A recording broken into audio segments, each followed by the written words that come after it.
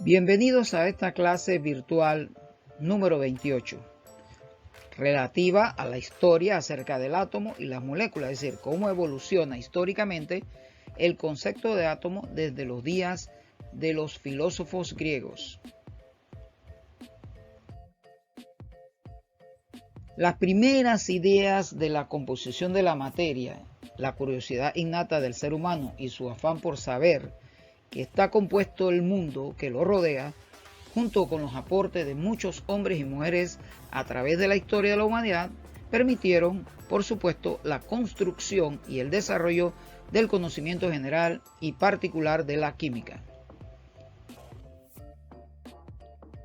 Primeros pensadores griegos, tales de Mileto y Anaxímenes, consideraron que el principio de existencia de toda la materia era el agua y el aire.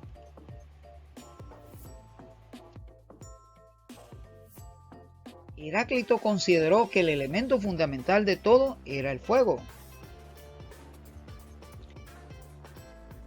Xenófanes agregó a los tres anteriores, por supuesto, elementos propuestos, el elemento tierra, siendo así el cuarto de la famosa tétrada que proponen los filósofos griegos como los elementos que constituyen toda la materia existente en el universo. Empédocles construyó la teoría de los cuatro elementos, es decir, tomó las ideas de los filósofos anteriores y que fue respaldada por Aristóteles, lo que ocasionó que prevaleciera por miles de años ya que Aristóteles tuvo una gran influencia en el pensamiento de la época antigua y de la Edad Media. Leucipo y Demócrito introdujeron entonces el concepto de átomo como partícula indivisible para explicar la estructura de la materia. Es decir, si tomabas un grano de sal y lo dividías hasta la última partícula en que ya no se podía dividir más, ese minúsculo microscópico grano de sal, seguiría teniendo todas las características químicas de la sal de la cual se originó y ya no podría ser dividido en otras secciones, otros pedazos o otras partículas más. Por lo tanto, en la práctica, Leucipo y Demócrito lo que propusieron fue el concepto de molécula, más sin embargo, ellos llamaron a este concepto átomo. A Leucipo se le atribuye la idea básica de que la materia está formada por átomos. Demócrito consolidó la idea de la existencia del átomo y desarrolló la teoría de la discontinuidad de la materia. Según Demócrito, todos los átomos eran sólidos, indivisibles, indestructibles y eternos, y las diferentes formas de materia se debían a la reorganización de los átomos. Sin embargo, estas ideas quedan opacadas por la influencia de Aristóteles durante la Antigüedad y la Edad Media, hasta que el personaje que vamos a ver ahora reabre todos estos conceptos de manera experimental. Sí, John Dalton. John Dalton toma la teoría y comprueba, es un científico inglés que comprueba las ideas del átomo respaldado entonces por resultados experimentales, siguiendo el principio sugerido por Galileo. Este acercamiento es lo que se conoce como la teoría atómica de Dalton, la cual se resume en los siguientes postulados. Todos los átomos de un elemento son idénticos, tienen igual tamaño, masa, propiedades químicas. Los átomos de un elemento son diferentes a los átomos de todos los demás elementos. Los compuestos están formados por átomos de más de un elemento. En cualquier compuesto, los átomos se unen en proporciones simples y constantes. Una reacción química implica solo la separación, combinación o reordenamiento de los átomos, lo que no se crean ni se destruyen en las reacciones químicas. La teoría atómica de Thomson. Joseph Thomson, físico británico, propuso que el átomo se constituía de electrones negativos incrustados en un átomo positivo. En el modelo de Thomson, conocido como el modelo de Budin de pasas, el átomo estaba constituido por una esfera compacta cargada positivamente y electrones cargados negativamente, incrustados dentro de la esfera positiva. Su modelo concebía a los electrones como partículas que podían extraerse de esa esfera positiva. Descubrimiento del electrón. El electrón fue descubierto cuando se intentó explicar el origen de las partículas que se formaban durante la conducción de la corriente eléctrica. El experimento clave para esto fue el de los rayos catódicos realizado por Joseph Thomson. Thomson construyó un tubo de descarga formado por un tubo de vidrio y dos electrodos negativos, tal como lo puedes apreciar aquí en este GIF que observamos aquí a la derecha. Entonces, dos electrodos, tanto negativo como positivo, conectados a una fuente de poder energética, de corriente eléctrica. Esto le permitió darse cuenta de que los rayos catódicos tenían carga eléctrica negativa y masa.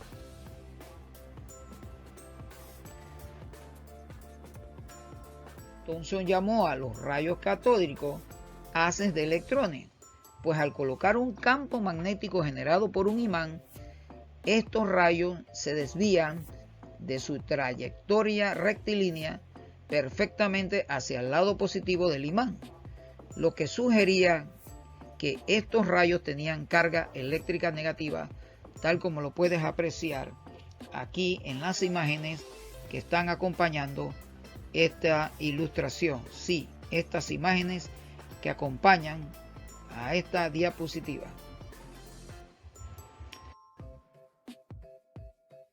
El modelo atómico de Rutherford. Ernest Rutherford realizó experimentos para probar el modelo de Thomson. Uno de ellos consistía en impactar una laminilla delgada de oro con partículas provenientes de una fuente radiactiva. Ya lo puedes apreciar aquí en el GIF que está a la derecha. Detrás de la lámina de oro colocó una película fotográfica para así poder observar la dispersión de estas partículas.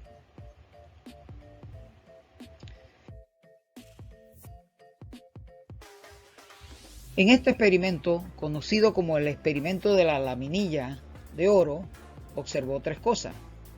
La gran mayoría de las partículas seguían su trayectoria en línea recta.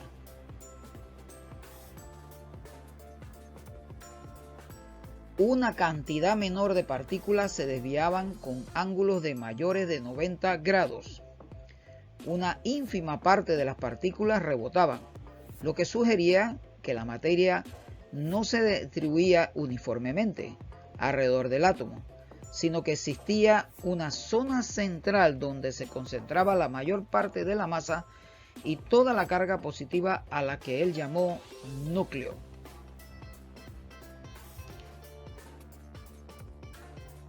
Postulados del modelo de Rutherford que reemplazó al modelo de Thomson.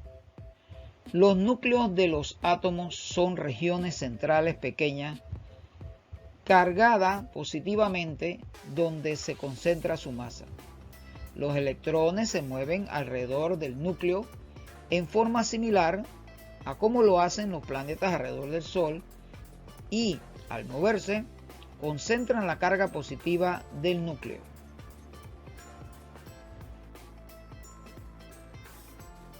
Descubrimiento del protón y del neutrón. Eugene Goldstein observó que detrás del cátodo se producían unos rayos a los que llamó rayos canales o rayos anódicos o positivos, y que, bajo la influencia del campo magnético, se desviaban en sentido opuesto a los rayos catódicos, es decir, hacia la parte negativa, tal como lo puedes ver en la imagen que aparece en esta ilustración. Los rayos anódicos se encontraban formados por partículas cargadas positivamente a lo que Goldstein denominó protones. Tal como lo puedes ver aquí en la ilustración, ellos entonces generan otro tipo de actividad contrario a los rayos catódicos. James Chadwick, un físico inglés, descubrió la tercera partícula fundamental del átomo, el neutrón. Chadwick bombardeó átomos de berilio con partículas alfa de alta energía, provenientes del polonio, y encontró como resultado de su experimento unas partículas carentes de carga eléctrica, a las que llamó neutrones. También propuso que la masa del neutrón debería ser similar a la del protón, lo cual posteriormente se comprobó.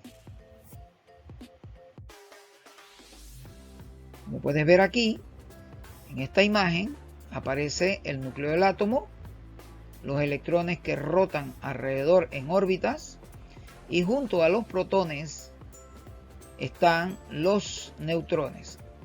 Los protones en color verde y los neutrones han sido pintados de color amarillo. E igual se ilustra acá en este otro GIF.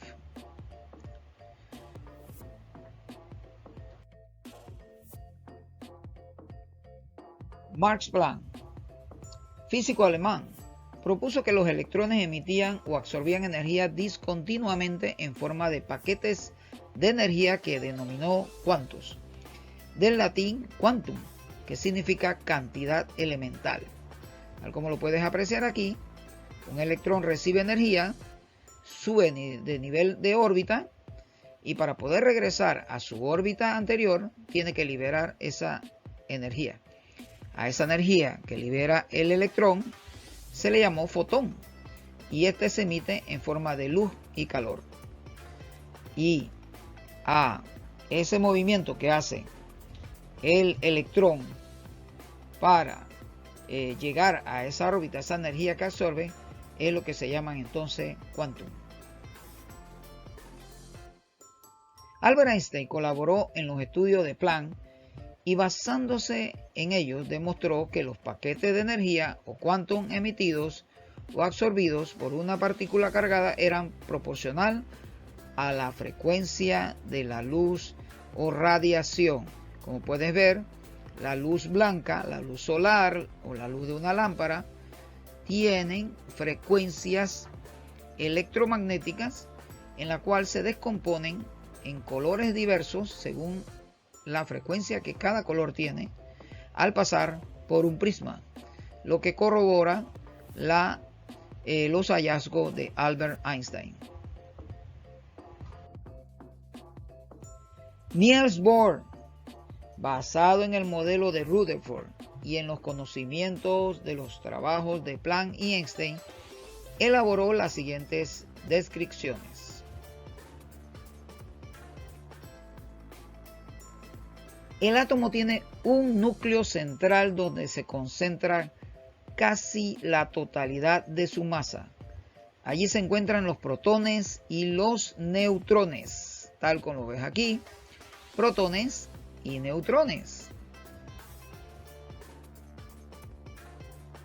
En los átomos existe un número de nivel de energía, donde están los electrones que se indican con número enteros 1, 2, 3 y así sucesivamente desde el núcleo hacia el exterior.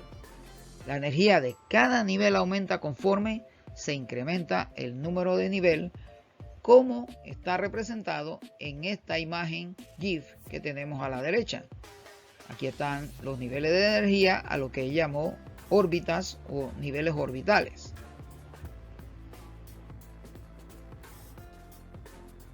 Al absorber energía, un electrón se mueve de un nivel de baja energía a otro de más alta energía, tal como fue la propuesta de Max Planck y la propuesta de Einstein. que equivale a pasar de un nivel de menor energía a uno de más energía. Como puedes ver, el electrón recibe energía en este nivel bajo, pasa al nivel más alto, la libera y retorna a su nivel, libera ese fotón de energía y regresa a su nivel más bajo de energía o a su nivel de energía anterior. En cada nivel de energía solo puede haber un número limitado de electrones. Así que él propuso que en cada una de estas órbitas iba a haber un límite en cuanto a la presencia de electrones en dicha órbita. El modelo mecánico cuántico del átomo. Arnold Sommerfeld, físico alemán, también observó que en un mismo nivel de energía o un mismo nivel energético existían electrones de diferente energía, lo que sugería que había subniveles dentro del mismo nivel de energía. Esto modificó el modelo atómico de Bohr.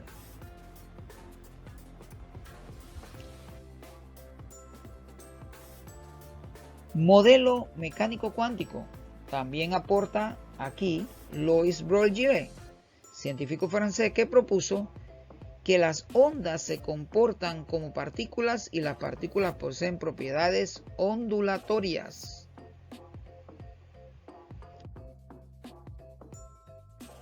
Erwin Schrödinger. Schrödinger consiguió representar el comportamiento del electrón mediante una ecuación de onda. Esta logra describir el comportamiento y la energía de las partículas subatómicas.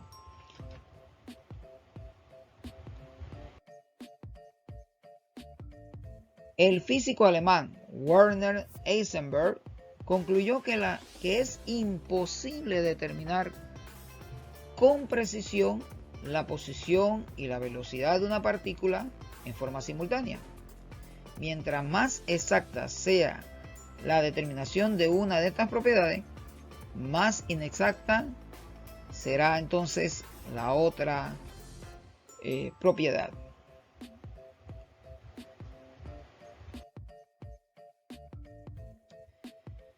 Los electrones, y es el modelo cuántico aceptado en la actualidad, que dice que los electrones se encuentran en órbitas o nubes de electrónicas alrededor del núcleo. Cada órbita puede ser ocupada por 2 electrones como máximo, tal como lo ves aquí. Cada órbita. Y según cómo coincidan esas órbitas en los niveles electrónicos, así el átomo llena una serie de orbitales en cantidades siempre fijas.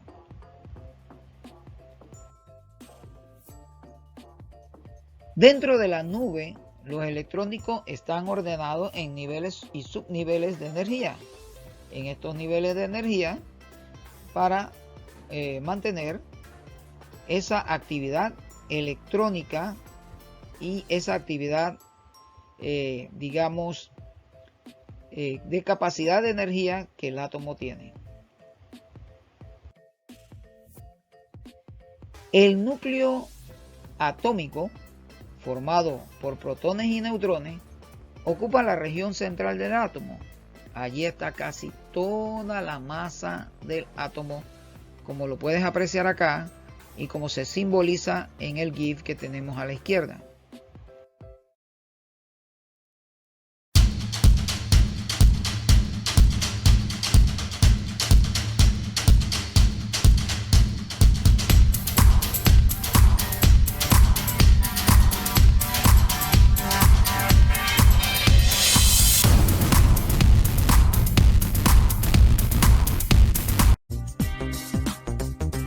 El átomo es el componente fundamental de toda la materia, es decir, todo lo que existe en el universo físico conocido está hecho de átomos.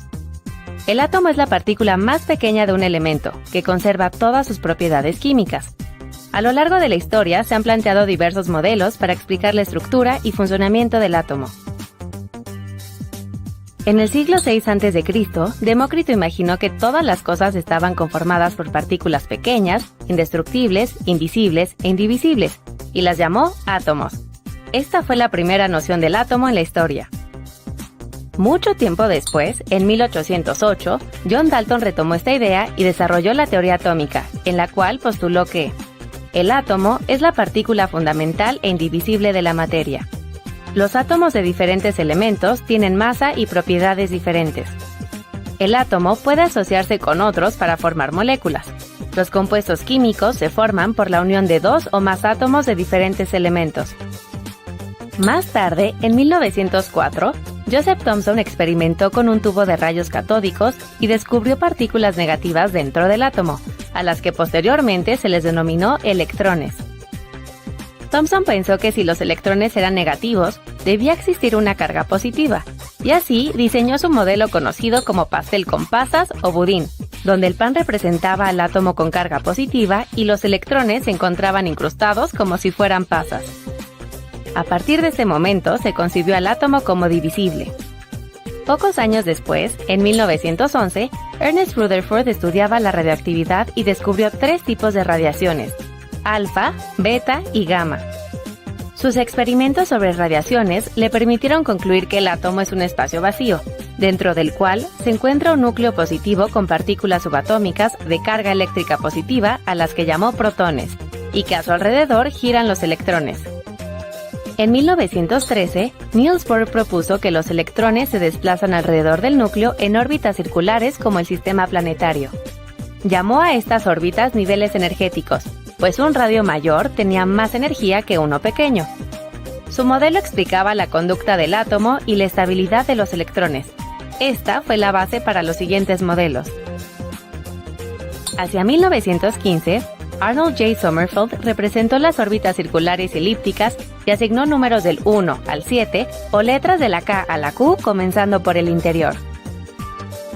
Posteriormente, en 1923, James Chadwick descubrió otra partícula subatómica que no tiene carga, a la que llamó neutrón. En 1926, Erwin Schrödinger retomó las ideas de Sommerfeld y Bohr y propuso el modelo mecánico ondulatorio o mecánica cuántica que se usa hasta nuestros días.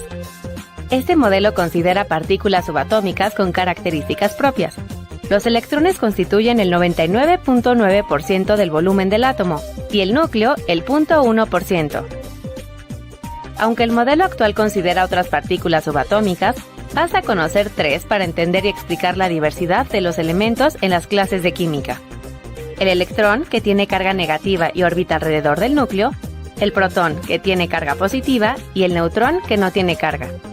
Tanto los protones como los neutrones se encuentran en el núcleo. Gracias a los modelos atómicos se comprendió cómo actúan los átomos y cuáles son sus partes.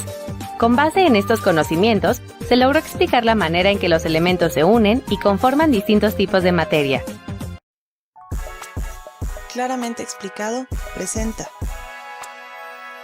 ¿Qué es un átomo y cómo lo sabemos?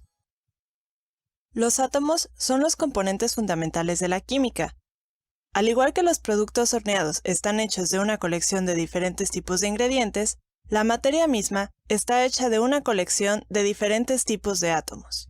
Científicos han descubierto 118 diferentes tipos de átomos, los cuales se conocen como elementos. Los elementos están organizados en una tabla que se conoce como tabla periódica. Todas las cosas, desde la pantalla del monitor en la que se muestra este video hasta los ojos con los que lo estás viendo, están formadas por átomos. Pero un solo átomo es tan pequeño que es imposible verlo a simple vista. Así que ahí lo tienen. Una voz que encontraron en un video en internet afirma que todo está hecho de átomos invisiblemente pequeños. Podrían aceptar ciegamente esto como un hecho y continuar felizmente con su día, ¿verdad? ¿No? ¿Ahora tienen curiosidad? ¿Quieren saber por sí mismos exactamente por qué los científicos creen que saben que los átomos realmente existen? Bueno, para responder estas preguntas, debemos viajar en el tiempo hacia la antigua Grecia. He aquí Demócrito, el hombre a quien historiadores identifican como el primero en proponer de manera clara la idea del átomo. En su época, se pensaba que si se cortaba algún pedazo de materia, como por ejemplo una manzana, sería posible seguir cortándola infinitamente, que no existía un límite para cuán pequeño llegaría a ser el producto. Por razones que no son completamente acordadas por historiadores, este concepto no sentó bien con Demócrito. Por el contrario, él insistía que en algún punto se encontrarían unas partículas tan pequeñas y tan indestructibles que no se podrían dividir más. A estas partículas las llamó átomos, que significa incortable o indivisible. Demócrito en realidad no tenía ninguna evidencia para apoyar su postura, y por esto muchos la rechazaron. Después de todo, lo que puede ser aceptado sin evidencia, también puede ser rechazado sin evidencia. Avancemos varios cientos de años y echemos un vistazo a las escrituras árabes. Probablemente sabías que la sal puede ser extraída del agua de mar simplemente dejando que ésta se evapore o hirviéndola hasta que quede seca. Las personas siempre han hecho esto, pero fue el alquimista Jabir ibn Hayyan y quienes seguían su trabajo que llevaron la ciencia de extracción a otro nivel. A través de experimentaciones metódicas, desarrollaron procesos complejos de filtración, ebullición, recolección de vapores y enfriamiento. Encontraron que materiales crudos podrían ser divididos en múltiples sustancias increíblemente puras, y por puras queremos decir que parecen ser consistentes en toda su composición, no como las mezclas complejas de materia que encontramos frecuentemente en la naturaleza. En los años 1700, un matrimonio de franceses, Marie-Anne Pauls y Antoine Lavoisier, estudiaron y siguieron el trabajo de sus predecesores árabes. Ellos encontraron que ciertas sustancias puras pueden ser separadas aún más a través de reacciones químicas. El agua, por ejemplo, puede ser hervida hasta convertirse en vapor, que sigue siendo agua, pero también puede ser separada en dos gases puros, hidrógeno y oxígeno. Sin embargo, por más que el matrimonio intentara, no lograba reducir el oxígeno o el hidrógeno a gases más simples. Concluyeron que los gases deben ser elementos, sustancias fundamentales que no pueden ser creadas al juntar otros químicos y no pueden ser separadas más allá. Con este concepto en mente, científicos a través del mundo comenzaron a buscar y anotar tantos elementos como pudiesen, eventualmente encontrando los 118 nombrados en la tabla periódica moderna. Algunos, como el hidrógeno y oxígeno, son gases a temperatura ambiente. Otros son sólidos, como el carbono y el oro, y otros son líquidos a temperatura ambiente, mercurio y bromo. También se descubrió que bajo las condiciones adecuadas, presión y temperatura, ciertos elementos reaccionarían con otros al ser mezclados, formando así nuevas sustancias con nuevas propiedades. Estos se conocen como compuestos. Los elementos hierro y oxígeno pueden reaccionar para formar un sólido marrón que conocemos como óxido. Oxígeno y mercurio reaccionan para formar un polvo tóxico naranja. Oxígeno e hidrógeno reaccionan para formar un líquido transparente y refrescante, el cual probablemente conoces como agua. Aunque los pasos puedan ser complicados, todas estas reacciones se pueden revertir. Los elementos se pueden volver a separar. La cantidad que obtendríamos de cada elemento después de dicha separación siempre sería exactamente igual a la cantidad de elementos que reaccionó desde el principio para formar el compuesto. ¡Maravilloso! Los elementos son reales y parecen ser esencialmente indestructibles. Pero, ¿de qué están hechos? Si tuvieras que acercarte a un átomo, por ejemplo, a uno de un fragmento de oro puro, ¿podrías seguir acercándote más y más sin ver nada más que oro puro hasta el infinito? A principios de 1800, un maestro de escuela de Inglaterra, llamado John Dalton, quedó fascinado con la química. Junto con la realización de varios de sus propios experimentos, leyó sobre cada experimento que pudo, prestando especial atención a las cantidades de cada elemento utilizadas en cada reacción química. En estos números, se sorprendió al encontrar un patrón emergente. Cuando dos elementos pueden reaccionar para formar múltiples tipos de compuestos, siempre lo hacen en pequeñas proporciones de números enteros. En este ejemplo, vemos que para transformar un gramo de carbono en monóxido de carbono puro, necesitamos agregar 1.33 gramos de oxígeno. Para convertir un gramo de carbono en dióxido de carbono puro, necesitamos agregar exactamente el doble de oxígeno. Esta y muchas otras observaciones similares sugieren fuertemente que el oxígeno y otros elementos están formados por pequeñas unidades indivisibles, átomos. No sabía exactamente qué tan pequeño era un átomo, pero los números sugerían que los átomos de un mismo elemento tenían un tamaño casi idéntico entre sí, pero diferentes en tamaño a los átomos que se encuentran en otros elementos. En 1808 escribió un libro de 560 páginas que menciona brevemente su descubrimiento. Su libro tenía incluso algunos dibujos bastante bellos. Si bien los científicos no estaban completamente convencidos de que los átomos fueran reales, sí encontraron el concepto de átomos extremadamente útil. Les ayudó a hacer predicciones precisas y a realizar reacciones químicas más limpias. En 1905, Albert Einstein, en 1905 él era un poco más joven que eso. En 1905, Albert Einstein propuso un experimento y produjo una ecuación que podría usarse no solo para confirmar la existencia de átomos, sino para determinar exactamente qué tan grandes son. Unos años más tarde, el físico francés Jean Perrin usó el concepto de Einstein para hacer experimentos, confirmando más allá de toda duda razonable, al menos para otros físicos y matemáticos, que los átomos realmente existen. Ahora, si te encantan las matemáticas y posees una comprensión profunda de la física, ¡genial! Puedes apagar este video ahora mismo e ir a leer su libro. Pero para el resto de nosotros, una pequeña confirmación visual de que los átomos realmente existen sería bueno, ¿verdad? Desafortunadamente, los átomos individuales son demasiado pequeños para ser vistos con luz normal. La longitud de onda de la luz es demasiado grande. Esto significa que los microscopios normales no pueden ver átomos. En los años 70, un grupo de ingenieros dirigido por Gerd Bennig y Heinrich Rohrer comenzó a trabajar en lo que llamaron el microscopio de efecto túnel, un microscopio que esperaban nos permitiría tomar imágenes de muchos tipos diferentes de átomos sin distorsiones. Utiliza un proceso llamado efecto túnel para escanear electrones y esencialmente sentir la superficie de la muestra, de forma muy parecida a cómo puedes sentir tu alrededor en la oscuridad para obtener una imagen de tu entorno. Este es un escaneo real de átomos de silicio que forman la superficie de un cristal. Los colores aquí son artificiales, pero estos son datos reales que muestran el patrón real del arreglo de átomos de silicio en la muestra. El trabajo posterior del Dr. Wilson Ho mejoró la técnica y limpió la presentación de datos. Mientras que sentir los átomos nos da buena información, los investigadores aún querían más. Un grupo dirigido por el Dr. Ara Abkarian del Centro de Investigación CASTLE de la Fundación Nacional de Ciencias descubrió una forma de utilizar la luz real para ver los átomos. En el pasado, se pensaba que esto era imposible porque la longitud de onda de la luz es mucho más grande que un átomo, pero al disparar la luz en el extremo de una punta de un microscopio de efecto túnel modificado, pudieron reducir esencialmente la longitud de onda de la luz y hacer que se disperse de la muestra en una pantalla de detección. Al mover la muestra poco a poco, golpeándola con luz nuevamente cada vez, pudieron reconstruir esta imagen de un solo átomo de nitrógeno. Cada píxel representa un punto de datos individual de escaneo. Si suavizamos la imagen, afilamos los bordes y cambiamos el esquema de color elegido, es sorprendente descubrir cuán cercanos estaban los dibujos antiguos de John Dalton a la realidad. Nuestra especie finalmente lo ha logrado. Más de 2000 años después de que Demócrito propuso por primera vez la idea de un átomo, ahora hemos recibido confirmación visual directa. Los átomos existen. Entonces, en resumen, ¿qué es un átomo? Los átomos son los bloques de construcción fundamentales de la química. ¿Cómo sabemos que existen? A través de reacciones químicas podemos presenciar sus efectos. A través de ecuaciones matemáticas, combinadas con observaciones indirectas, podemos calcular sus diversos tamaños. Y finalmente, con la ayuda de nuevas tecnologías como el microscopio de efecto túnel, ahora se pueden ver los átomos. Si bien la palabra átomo técnicamente significa que no se puede cortar, veremos en la próxima animación que los átomos en realidad se pueden dividir. Los átomos mismos están hechos de unidades más pequeñas. Así es como sabemos que existen los átomos, claramente explicado.